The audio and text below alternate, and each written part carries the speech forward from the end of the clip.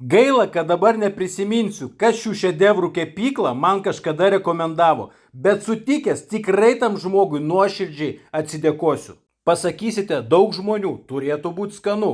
Panašiai galvojau ir aš atėjęs į šią užeigą, bet šiai vietai ši taisyklė negalioja. Kaip ir darbuotojams dirbantiems su maistu nereikalinga bent minimali spec apranga.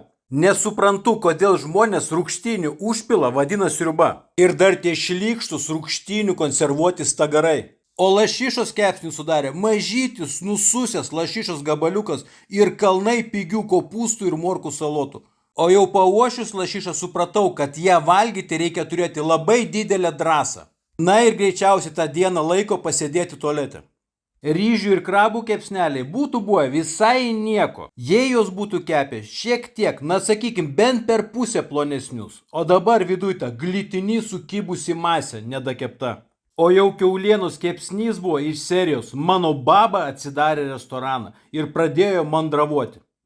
O ta proga sumanė kepsnius užkepinėti ne morkom, grybais ar dar kažkokiais lietuviams įprastais užkepais, o kukurūzų burbuolę. O kas jau gavosi, sakykim, babai, matote patys. Ir dar tas prabangus Pekino kopūstų kotų garnyras. Kaip užeigoj kolegos skanu, puikiai nusako pilnos lėkštės paliktų patiekalų. Tad reziumuoju, užeigoj kolegos jauku, gražu, bet labai neskanu. O kai prisiminsiu, kas man šią vietą rekomendavo, būtinai aš jam panašiai atsidėkosiu.